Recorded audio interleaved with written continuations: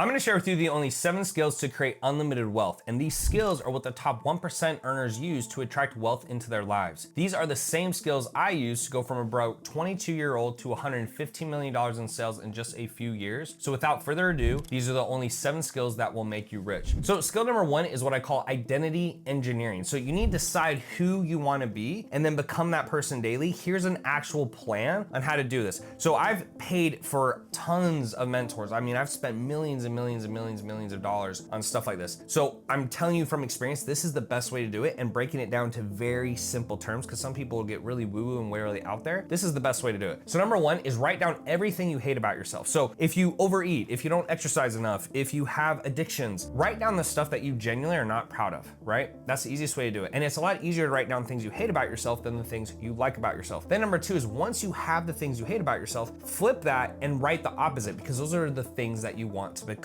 That's a lot easier. Then number 3 is then read this morning and night. So you guys can't see it, but on my wall right here, and actually on my computer, maybe you guys can see this, but these are the things that I want to become. And so every single morning, I will take time and I will read those things out loud, and then I will also listen to a recording. So I will read it in the morning, I will listen to a recording, and then I will say it at night, and I will listen to that at night. The way you listen to the recording is as you're saying it out loud, you record yourself, and then you can just listen to it on your phone. And then over time, you're gonna see a change. So an actual example of this is my mentor, Steve Hardison, and he's done this for years. And he went to a prison, he's a little older guy, can't see as well, can't hear as well anymore, and he was on the phone FaceTiming someone, and it was facing a prisoner who was in, the courtyard. And the prisoner got upset, took a rock, threw it at his car. His car is, worth $500,000, so a pretty nice car, and it broke the windshield. Now, most of us would get super upset, start cussing the prisoner out, go into the facility, probably get him in trouble. What Steve did, I thought was absolutely extraordinary, and he went up to that guy and said, "Oh my gosh, I'm so sorry.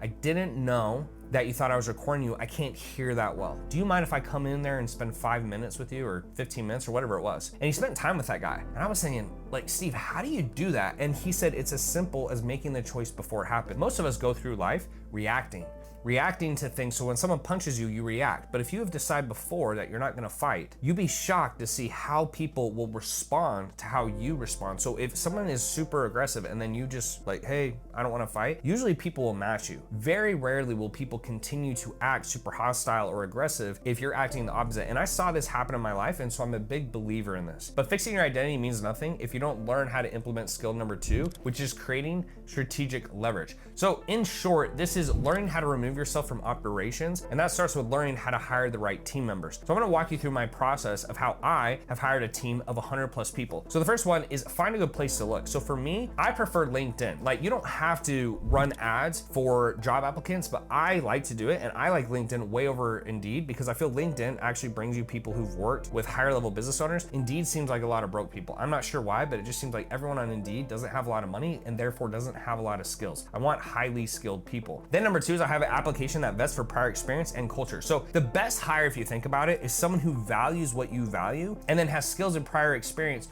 doing the thing that you actually want them to do. So in some cases, what you'll get is you'll get someone with really great culture, they want to work hard, they want to grow, they want to develop, but they don't have the actual experience. And then sometimes you'll get someone with actual experience, but they don't have the culture. So an example of this is a few years ago, I hired a guy named Jake, we'll just call him Jake, and he was gonna be my client fulfillment director. And he had the skills. He had his own company, he'd done fulfillment, he knew how fulfillment was supposed to work, but the thing I missed is he was not a culture fit. And he was more concerned at this point of his life, which is fine, but he was more concerned of, work-life balance and spending time with his family and all that, which is fine. There's nothing wrong with that. But when you're hiring an employee, you want the employee to be working as much as possible, especially if they're gonna help build your business. And come to find out a few months later, I started to see it wasn't a fit because he wouldn't be working. I'd hit him up and he just wouldn't respond, or he'd say he'd do things and he wouldn't do it. And it's because he wasn't working. He actually was not working. That's one of the downsides of a remote team. And that's what you want to vet for on the application. And then after that, you want to ask proper interview questions so that you don't risk hiring the wrong person, because hiring the wrong person is like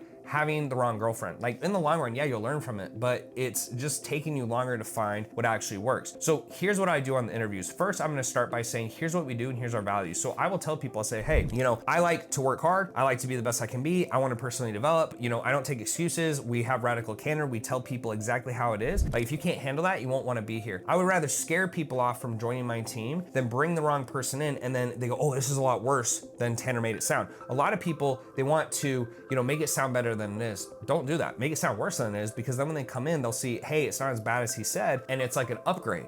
versus the other way, it's more of a downgrade. Number two is I'll talk about here's the problem they'll solve and the role they're gonna have. So I'll say, hey, typical day for you will be 9 to 5. We have a team meeting at 9:45, then you're gonna do this, then you're gonna do this, then you're gonna do this. These are kind of the typical problems. Like if you can't do that or you have an issue with that, this won't be a fit for you. So I lay it out so they have a very good idea of what they're actually gonna do. Number three is then I'll say, what experience do you have? So tell me prior jobs you had and what you did in them. Do not ask yes or no questions because they're just gonna say yes to everything. Do you know ads? Yes. Do you know sales? Yes. Do you know how to, like, they're just gonna say yes to everything. Just ask what prior jobs have you had and what did you typically do? By them telling you what they typically did, that's gonna tell you what skills they have. That's the right way to ask. Then you're gonna test for culture. So I just say, look, what does the best company in the world look like to you? So do you get days off? Do you get donuts? Do you get extra pay? Like, how do you tick? The reason I ask that is, again, is I'm looking to see how they think. If they do not align with how I think, it's not bad. Like, I'm not saying the way I think is the best way, but you want people on your team to represent you. If someone comes on your team and you represent hard work or you admire hard work and they admire time off, when push comes to shove, they're gonna make a different decision than you. That's not what you want. And that's where you start having issues on your team because your team members are not exemplifying you, right? If I had 100 Tanners, I'd already be a trillionaire, I feel like, right? Alex Hormozi, Alex Becker, whoever you want to look at. Like, you need to find people who exemplify exactly how you want them to think. Then I'll give them a stress test. So if they're a sales rep, I'll bring them on and say, hey, have the interview. And I'll say, cool, here's 3 good calls. Here's a script. When you're ready, let me know and I'll give you a practice call. Then we'll take a call we would usually cancel and then we just move that to their calendar and let them take it and record it. If they're not a 7 out of 10 the first time, like, I don't really want to spend time training them because they're not even good. When you're playing basketball, if you're a team captain, who you're picking? The worst player or the best player? Best player. Why? Because the best player is better and is going to be easier to make even better versus taking a 1 and trying to get them to a 7. It's easier to go from a 7 to a 10 than a 1 to a 7. Hopefully that's making sense. Then after that, I'll ask them about their goals and make sure it aligns with the company. I'll say, look, I don't think you're going to work here forever. I hope you do. But like, that doesn't have to be your goal. What do you care about? And the reason I do that is because if you can align your wants and needs with what they want and need, that is when you get a good match because everyone's going to be inherently selfish. Don't try to, have them help you out of the goodness of their heart. Try to align what they want with what you want. After that, I'll ask how much they would like to make. Here's the benefit of that. If they say a number higher than you're willing to pay, you might need to bring them back down. If they say a lower number, then what you can do is either add that in as a bonus incentive, right? So, hey, if you do these things, you'll get this bonus, or you can save a little bit of money. Now, some people will hear that and go, oh my gosh, that's so terrible. But like, you're the business owner, right? Most people who say that, they're employees. Like, they're taking on no risk. The business owners take on all the risk. So as a business owner, I think that's in your right to do and you should do it. Then I'll ask them to define what working from home means. Meaning, to me, working from home means you're working from home. It doesn't mean you do whatever you want whenever you want. You're working from home. So I want to make sure they understand that. And then if you're not the CEO and someone else on your team is on the interview, you do the final interview. One of the biggest mistakes I made as my company got big is I started outsourcing the interviewing. Like, I let someone else on my team deal with it. And then what happened is all these people came on the team that they weren't holding the high enough standards for it. You want to have extremely high standards. If your standards feel too high, hire them even more. Your team is only going to be as good as your weakest link. So if you lower your standards for someone, all they're going to do is make your team worse. You want to have extremely high standards because the higher your standards are, the better your team and your business will be. Now, after we've gone through the interview process, then you want to onboard them with proper SOPs. So it should be step by step in detail. SOP should be so clear that a new person could come on, read through it, follow it, and set everything up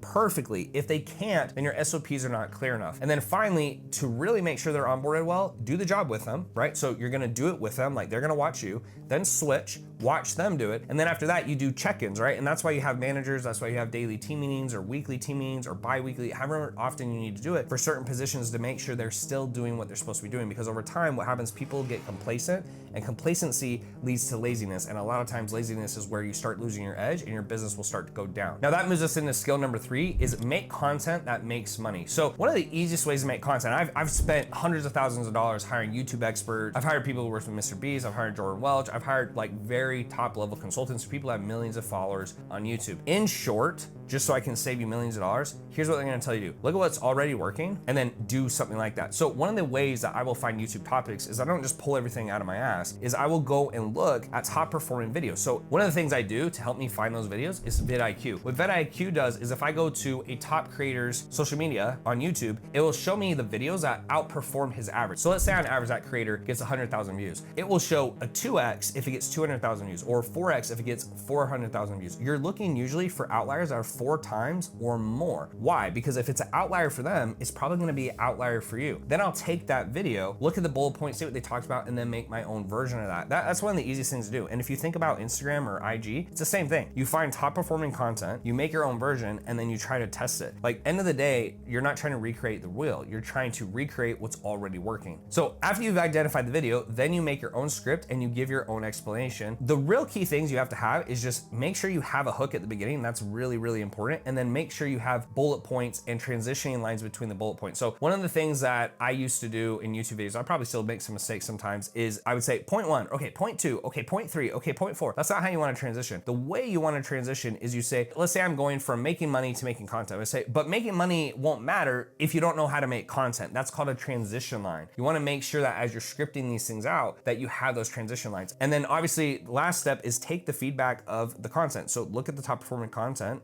do more of that. And then the one that isn't doing as well, do less of that. In fact, one of the things we saw with my team is a few weeks ago was my IG reels really don't perform that well. And I'm taking all this time to do them. So I was like, let's do less IG reels and let's do more of what's actually working. It kind of shows us what to double down on. And then you kind of rinse and repeat that process until hopefully your social media blows up. That takes us into skill number 4, which is selling. Okay. Now, one of the key things to note is I did door-to-door sales, and that's probably responsible for me making millions and millions of dollars. The reason being is for 9 months, I knocked on doors in Alabama selling security alarms for a company called Alder. You can look it up. And it was miserable, right? I'd knock on over 100 doors a day, 600 a week. I think it was like $20,000 for 9 months. It was over 20,000 doors. Like, you're gonna get good at sales.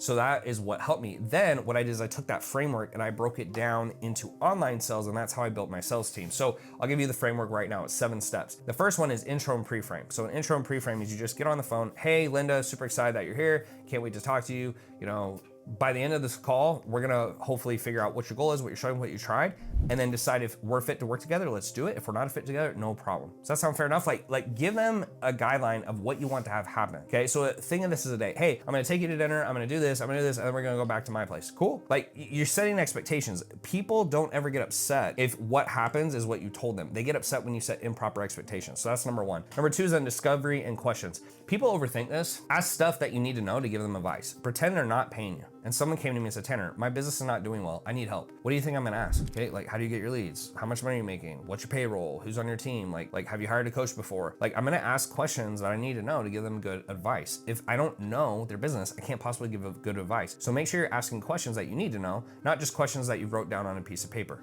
Then I'll do what I call a summary. A summary is very simple. I just say, cool. So now that I've ask you all these questions, just to be clear, if we can help you go from $50,000 a month to $100,000 a month in less than 3 months, that's kind of how long you want to do it, and fix these problems, you would 100% work with us. Is that clear? Yes. Like, I want to make sure I understand before I move any further. I'm like, okay, cool. Then I go into what I call the 3 pillars. Now, I've done a few videos on this and it's pretty in-depth. You can click the link down below and go to my free group and you can see more of this. But the way you do 3 pillars is you think of the top 3 reasons people will work with you, and then you think of the top 3 things that your competitors will say. So the way this will sound is you come up with, let's say I'm helping someone build their business. So I'll say, pillar number 1 is offer creation. Now, what most people do is they tell you this, and it's bullshit and it doesn't work. What I tell you is this, and it's amazing. And what happens is when you can show people what bad looks like and then move them to what good looks like, they go, oh, that makes sense. And that's how you get a value equation in your favor, and they're gonna pay a lot more money. Then after that, I will go into what I call a brief overview. So it's just very quickly, 5 minutes or less, but I'll say, here's what's in the program, here's what you get. Cool? People don't care,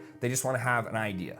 And that makes sense. Like, people don't give a shit if like what's in the YouTube course, they just want their YouTube to grow, right? So just give them enough that they don't have to ask questions about it. Then I'll go into certainty. So I'll say, hey, now that you've heard everything, do you think this is a fit for you? If they say, yeah, 100%, like, it's like, cool. So like, there's no reason you won't sign up. Like, it's 100% a fit. Yeah, that's good. Then you can move into the pricing. If it's not, and they say, you know, it's pretty good, like they're not sure, then it's like, okay, you need to create more certainty before you go further in the sales process. That's super important. And then finally, you'll move into the close. So I just say, hey, the price of the program is blah, and I shut up, okay? Now, I won't go into the objections here, but the objections you need to learn how to beat is price, spouse, time, and belief. If you guys need to see that, look on my YouTube channel for sales training. I do have a lot of sales videos, just type that in, and if something's gonna pop up and I take you through those 4 objections, those are the only 4 objections you're gonna get. If someone has actually wanted to book a call with you, they're only gonna bring up price, they're gonna bring up spouse, they're gonna bring up time, like I can't decide, I need time to think about it bullshit, or belief. That's the only things they're gonna bring up. If you can beat those, you'll make so much fucking money, you'll be ridiculous. That takes us into skill number 5, which is decision making. So one of the things that's really helped me is I will make decisions extremely quickly. I'll make more decisions in a day than some people make in 2 months. Like, it's crazy. So here's the breakdown of how I make decisions. First is I gather all the data, as much data as I can get. So numbers, articles, team members, opinions. Like I gathered the information really quickly. In my business, the cool thing is we have information on Excel sheets, and so I can get the information instantly. So I really don't have to do that anymore. But in the beginning of a business, just make sure you have the information. Okay, like once you have all the information, you can make a decision. Number two is that see if anyone else has encountered the problem. So I have a lot of high-level friends. I'll text them. I'll say, hey, like here's the issue I'm having. I don't really know what to do. Have you ever come across this? See if they've actually experienced it. And then from there, run this scenario if you want through ChatGPT. Again, like it's just getting as much data as you can as fast as you can. Okay, like delaying getting the information just makes the decision longer. Get the data quickly. So you can do this within, 30 minutes, if that, and then decide, right? If you need more time to make the decision, it's not gonna do anything because you have all the information. Once you have all the information, delaying decisions does absolutely nothing, right? It does absolutely nothing. It's just you don't want to make the decision. Get all the information, make the decision. So an example for me is I just invested $1.5 million into a hedge fund. I'm gonna have an IG reel that talks about this way before this video gets posted. But what I did is I looked at their track record. I looked at that and the fact that they knew my family. I looked at the fact that they went to church. So I was like, hey, like I'm not saying like everyone who goes to church is super honest, but I thought it was more likely. And then I said, okay, what's the downside and upside of this investment? And it's like, it could be 8x return, but it could be low as 3x, 3 to 8x. And I was like, okay, like what could possibly go wrong? I looked at their prior performance of the fund. I looked at the thing they were invested in. It seemed good to me. And then I just pulled a decision. You're never gonna know, and I'm not gonna feel 100% on it, but delaying the decision does absolutely nothing. So that's one of the things that has made me super successful. So that moves into skill number 6, which is offer creation. Now, here's the cool part. The better you are at creating offers, AKA businesses, the shittier you can be at business. Okay, I'm gonna say that again. The better you are at creating offers, the shittier you can be at business. Hands down. What do I mean by that? So in Elite CEOs, which is a company I've had for 7 years, I have portfolio companies, okay? Some of my best companies just have better offers. So one of the offers of my portfolios is she helps high school students get into Ivy League schools. She is charging $30,000 to $40,000 a pop. She's getting a 10 to 20x return on ad spend. Like I can't do that in business consulting. Why? Because there's a lot of business consultants. It's, kind of a red ocean. There's people who have been scammed and screwed over. So it's harder to sell. But if I sell how to get into Ivy League school and every single person gets into the Ivy League school and there's not a lot of competition, like that is a better offer. Another company I have does day trade. Why is that a good offer? Most people are lazy. They want to do day trade, and he has really good returns, and he's ran hedge funds and stuff like that. So it's easier to sell. Like there's more people who want to invest and make money without doing a lot than there are people who want to run a business.